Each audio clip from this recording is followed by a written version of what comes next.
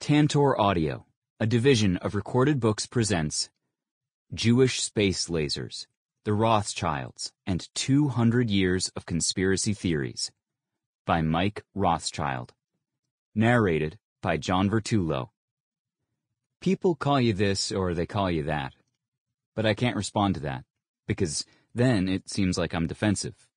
And, what does it matter, really? Bob Dylan, Rolling Stone, June 1984. A Rothschild stopped off at an inn in a small Russian shtetl, where he was served 2 eggs for breakfast. At the meal's end, he was handed a bill for 25 rubles, an enormous sum. "This is absurd," Rothschild thundered angrily. "Are eggs so rare here?" "No," said the innkeeper, "but Rothschilds are." Traditional Jewish story. Author unknown. Introduction. Distant Journeys and Prodigious Challenges. The heiress was fake, but the name was real. Sort of. Anna de Rothschild seemed like a natural among the usual ornate displays of wealth and power that make up the poolside and golf course scenes at former President Trump's Mar-a-Lago club in South Florida. She wore a fancy watch and drove a $170,000 black Mercedes, which she stood next to in the pictures she took with rappers and finance bigwigs. She spoke the language of the land, effortlessly telling stories of luxury real estate developments in Monaco and the Bahamas, sprawling vineyards, her $13 million Miami Beach mansion, and the vast country estates where she grew up. She had founded charities devoted to children, took selfies on private planes, made smooth golf shots, and had face-to-face meetings with some of the most powerful people in the Republican Party. And why shouldn't she? Anna de Rothschild wasn't some billionaire tech kid in a hoodie or obnoxious political operative looking for FaceTime with the Donald. Striking, confident, and dark-haired, she was a descendant of the Russian branch of the Rothschild family. Yes, those Rothschilds, the legendary European banking dynasty that rose up from the Frankfurt ghetto to become the kings of continental finance, lending, mining, and railroads. Their largesse, their wealth, their old money class, their ability to make or break nations with a loan of mere peanuts, to them, and their sheer everything are famous around the world. And their heirs are still out there, still working in banking, finance, art, literature, and philanthropy. So, maybe it was the name, or her effect, or the loosey-goosey, endless party vibe at Mar-a-Lago. But nobody questioned Anna de Rothschild. Allegedly, nobody bothered to background check her or vet her ancestral claims during any of the 4 visits she made to the club, because she carried herself like she'd never been among anyone other than rich and powerful people. She was so convincing that after posing on the Mar-a-Lago golf course with Trump and South Carolina Senator Lindsey Graham, the guest who took the photos joked about charging her for the pictures, saying, "Anna, you're a Rothschild. You can afford $1 million for a picture with you and Trump." She couldn't, because she wasn't. Instead, Anna de Rothschild, according to FBI officials, was actually 33-year-old Ukrainian immigrant Inna Yashishin. She wasn't a member of the Rothschild family. Anna de Rothschild doesn't exist in any family lineage, nor was there ever a Russian Rothschild branch. Instead, she's alleged to have built a fake identity to help run charity scams, fraudulent business ventures, and a variety of grifts where she inserted herself into wealthy circles based on the power of her name. For her part, Yashishin denies ever having taken on the persona of a wealthy European heiress, and instead claims she's the victim of an abusive former partner, a Florida-based Russian business person who she said forced her into these schemes. And the story gets even more sordid. Said former partner was soon shot dead in a small Quebec resort town by a purported member of the Canadian Hells Angels, while Yashishin herself seems to have fallen afoul of Russian organized crime, allegedly owing $150,000 to a tattooed member of a Russian criminal syndicate who, in turn, threatened to kill Yashishin. One might be tempted to focus on how a person with such dangerous and criminal associations could get into the orbit of the former president and current members of the U.S. Congress. But the answer might lie in how her chosen nom de grift opened the door in the first place. De Rothschild almost certainly wasn't picked at random, but chosen precisely because of its connotations. And it was a wise choice. Another Mar-a-Lago member remarked in the Pittsburgh Post-Gazette piece that broke this story that guests fawned all over her, and because of the Rothschild mystique, they never probed and instead tiptoed around her with kid gloves. The Rothschild mystique was all it took to get an accused grifter and associate of the Russian mob past the Secret Service and next to Donald Trump. Such is the power of the history and legend of the Rothschild name. People heard the name and were able to be convinced that the person who held it had access to vast familial wealth passed down through generations.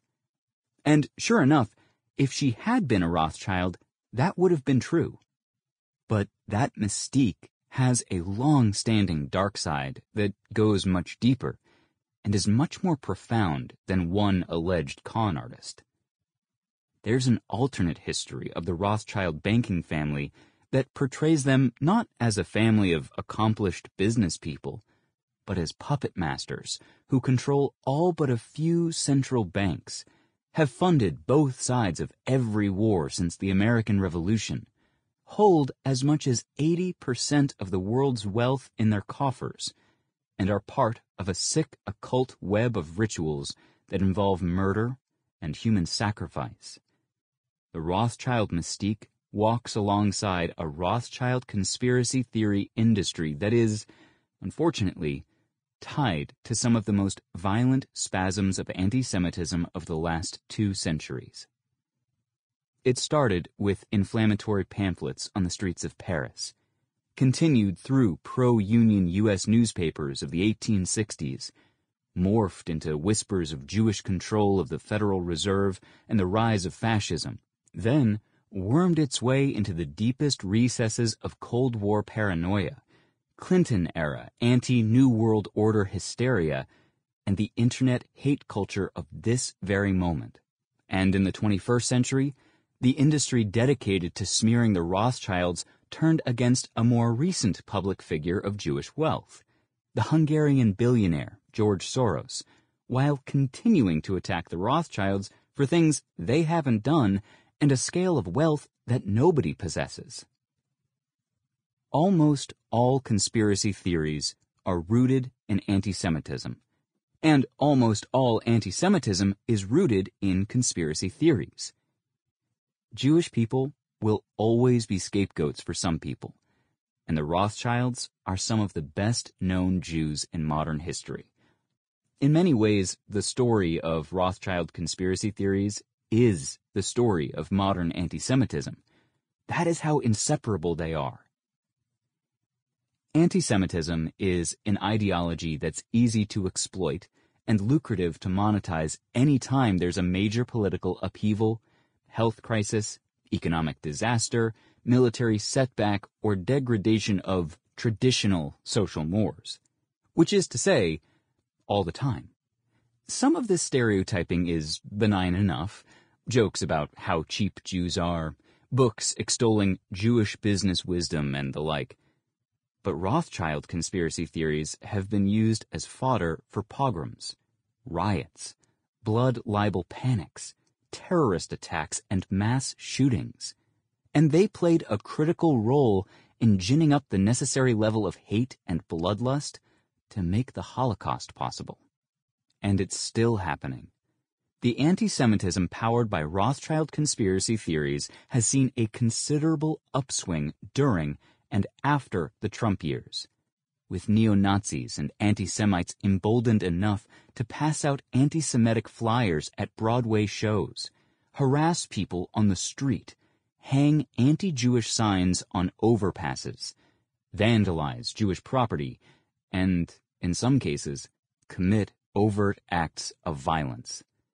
Celebrities and conservative influencers now openly speak to huge online audiences of how much they love Hitler and of Jews being a lesser, disloyal race, while controlling banking and entertainment, all accusations consistently leveled at the Rothschild family, but often couched in the past in equivocations like, "We don't hate all Jews, just these Jews." The echoes of the hoaxes and myths written about the Rothschilds in generations past ring out clearly in the attacks on Soros and other prominent Jews today. The new attacks are, with the exception of a few names changed and a few dollar amounts inflated, the same attacks as before. The impact of these theories on the Rothschilds themselves is hard to quantify. But for the Jewish people, the harm is obvious. Modern Jews are still battling the myths that started in a game of telephone almost 200 years ago. To understand Kanye West ranting on Alex Jones's show about how great Hitler was requires understanding the influence that John Birch Society speechwriter Gary Allen's 1971 book, None Dare Call It Conspiracy, had on Jones, an effect which he has spoken of many times. Allen's book, which sold millions of copies by attacking Jewish insiders like the Rothschilds, was inspired in part by Secrets of the Federal Reserve, a best-selling conspiracy book funded by the anti-Semitic and openly pro-fascist poet Ezra Pound. And Pound was inspired by that deathless work of anti-Jewish paranoia, The Protocols of the Elders of Zion, which emerged from the anti-Semitism of Tsarist Russia at the start of the 20th century. These tropes, in turn, were based on those that came out of France in the 1890s, which were inspired by the same tropes coming from the United States gold versus silver debate at the same time. And all of it can be traced back to the anti-wealth fervor of the European revolutions of 1848 and the fallout of an obscure train crash outside Paris, on tracks owned by one of the sons of Rothschild dynasty founder Meyer Amschel Rothschild, whose other son had gained a reputation among cranks for having manipulated the outcome of the Battle of Waterloo to do nothing less than take control of global finance. All these conspiracies and events, and so many more, led us to the place where we are now. This book is a study of that dark and winding path. It is not a biography of the Rothschilds, nor is it a deep archival study of their various business ventures and loans. It's also not an examination of the political and societal forces at play in the Rothschilds funding England's purchase of part of the Suez Canal, or their misadventures with Cecil Rhodes in South Africa, or the family's internal conflicts over Zionism. And it's not a glossy look at the opulence bought with their wealth. Many of those books already exist, and most don't touch on the lurid and bizarre whispers about them. Instead, this is the biography of an idea, and it's a simple enough one: that Jews control everything, and that the Rothschilds are the kings of the Jews. Behind this notion lies a tangled web of absurdities that are equal parts bizarre and deeply sad. And it's not all conspiracy theories either. When popular culture has needed a rich family, particularly a Jewish one, to satirize or caricature, writers and artists pick the Rothschilds as a stand-in, simply because they're the best known of the bunch. Some of these portrayals are positive, and others deeply weird. but most are negative, or at least based in negative stereotypes. And while the left-right divide in the United States has calcified into constant partisan argument, a 2022 study of whether American conservatives are more likely to believe conspiracy theories found that of the most popular fringe ideas of the last decade, belief that the Rothschilds are secret global controllers was split directly down the middle between conservatives and liberals.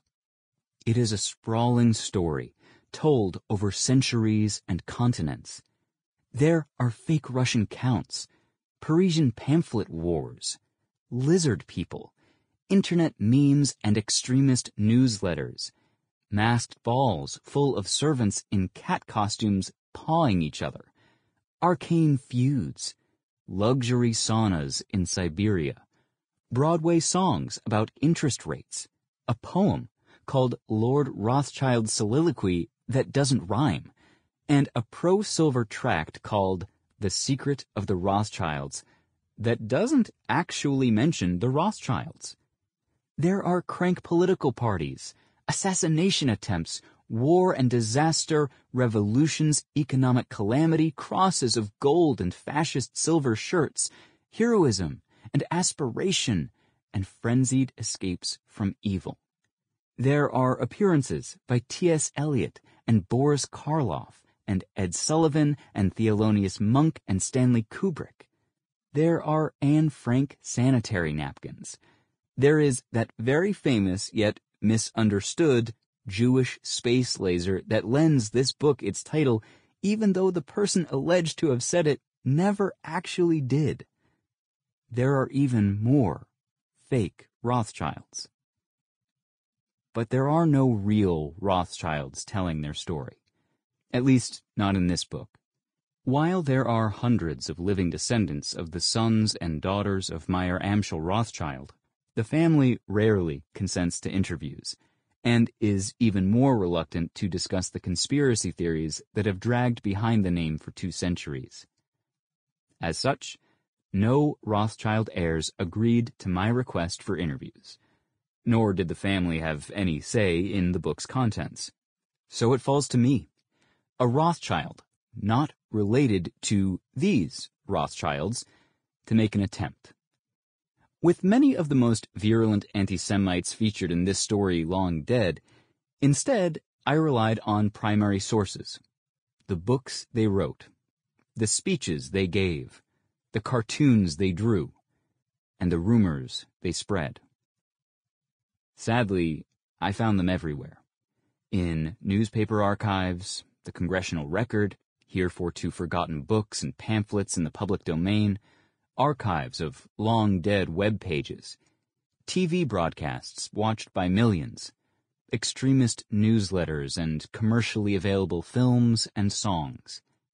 And I find them constantly in the responses to my work, where conspiratorial accusations of course a Rothschild would say that, or of covering up for my family, are a daily occurrence. There were so many Rothschild conspiracy theories to sort through, and so many mentions of the family in extremist and crank literature that inevitably I had to omit some, truncate others, and leave many inviting rabbit holes undisturbed. A note on these sources. While the temptation is to think one must read them to understand them, many are extremely vile and full of propaganda, while also being incomprehensible. My intention in exposing them is not to platform them for future listeners, but to explain how they fit into the greater anti-Semitic conspiracy sphere. Most should remain obscure and hard to find. And while I wanted to give the Rothschilds the opportunity to tell their side of the story, there's a very good reason they didn't. As their London-based archivist told me over email, to address the rumors would force family members to do something that essentially can't be done, which is prove a negative. They would have to prove they don't have $500 trillion, that they didn't conspire to use the Civil War to divide the United States between Britain and France, or that they didn't sell their Austrian hunting lodge in a rush because QAnon found out that they hunted humans for sport there. Such negative proofs are impossible, because the burden of proof lies with the accusers, and the accusers wouldn't believe them anyway. Not that everyone thinks this way, of course. For many Jews, the Rothschilds have been a beacon of hope in dark times, a reminder that anything is possible with unity and a steadfast devotion to family and tradition. They have inspired beautiful writing and timeless music, and they have made their mark on Jewish life and culture in innumerable ways, and their business savvy has reshaped the world, brought nations closer together, and helped transform industry and finance as we know it. That Rothschild mystique, it turns out, is well earned. As the Nobel Peace Prize-winning author of Night, Elie Wiesel, wrote when extolling a revival of the 1970 Broadway musical The Rothschilds, even just a mention of the family during his childhood in the isolated mountains of Romania had magical connotations. The name Rothschild summoned up distant journeys and prodigious challenges, luxurious chateaux and magnificent banquets, and all that we were deprived of: stability, security, liberty, and power. Envied by the high society that accepted them reluctantly, the Rothschilds were our princes and protectors, recalling the glory and pride of ancient days. Innumerable stories about them circulated and still do, each more picturesque and improbable than the others. On the highest rung of the social ladder, they could seek anything, win anything, permit themselves anything. Aware of their power, they spoke to earthly potentates as equals. A word from them, a gesture, sufficed to free prisoners, victims unjustly condemned from their gloomy dungeons. They were, and in some parts of the world still remain, Jewish royalty. And as some of modern history's most visible Jews, they've absorbed more than their fair share of blows, accusations, and myth, both positively and negatively. The Rothschilds and Judaism are one in the same. To answer the question of why is it always these Jews, then we first have to start with a simpler question. Why is it always the Jews? And the answer, like almost everything in Judaism, goes back to the very beginning. Chapter 1. Greedy, Cheap, and Blessed. The History of Jewish Money Tropes. A powerful leader gathers a massive army to resist the machinations of a cabal behind every major world calamity in history. This vile cult is a cadre of greedy and conniving schemers, with their own language, their own customs, and a devotion to keeping outsiders out. They have a total stranglehold over the financial system, load crushing debt on any nation that won't bow to their whims, and dispose of any leader who gets in their way. Their ultimate goal? The establishment of a world government exerting total domination over media, finance, entertainment, and commerce, creating a slave race of disposable workers devoid of freedom or human dignity. But one leader finally stood up and said no. This courageous truth-teller confronted the cabal, expelling them and their crooked banks out of his nation. Their one world government would never come to pass as long as this leader stood in the gap, declaring total war on the enemies of freedom and their lackeys. Nothing less than the fate of the free world was at stake. Battle was joined, and the streets ran red with the blood of believers and non-believers alike. But through it all, despite the cabal's limitless resources, their control over the media and the courts and the banks, the leader held firm, and the cabal finally did one thing they had never done before, in all their eons of control over the masses. They got nervous. It won't shock anyone that the powerful cabal in this scenario is the Jewish people at large, and the wealthy, powerful Rothschild banking family in particular. But who is the courageous leader supposedly fighting them to the death? It could be Napoleon Bonaparte, a figure deeply wrapped up with the Rothschild mythology, who is said to have remarked while in exile on St. Helena in 1817 that the Jews are a nasty people, cowardly and cruel, as well as the most contemptible of people. Or it could be the Roman Emperor Hadrian, who crushed the Jewish revolt of 132 to 136 CE to the point where as many as 588,000 Jews were killed, and of which historian Dio wrote, "Thus nearly the whole of Judea had been made desolate." Was it King Edward I of England, whose edict of expulsion of 1290, removing Jews from the United Kingdom, would stand for over 350 years? Was it Joseph Stalin, a vicious anti-Semite who conspired against the Jewish medical intelligentsia of Moscow up until the moment of his death? Adolf Hitler? Someone else? In this case, the historical leader standing firm against the evil cabal isn't a historical figure, but Vladimir Putin. The Russian president's evangelists in Europe and the United States embraced Russia's invasion of Ukraine in February 2022, an act that Putin claimed was a mission to denazify the country. Presumably, this included arresting its openly Jewish and democratically elected president, Vladimir Zelensky. As part of the drive to convince the West that Putin was invading Ukraine for its own good, conservative pundits and social media influencers regurgitated a slew of decades-old myths about Putin taking on the deep state, pushing back against the New World Order, and, in this case, kicking out the Rothschilds and nationalizing Russia's central bank. One high-profile believer in this was Fox News contributor and former 60 Minutes correspondent Lara Logan.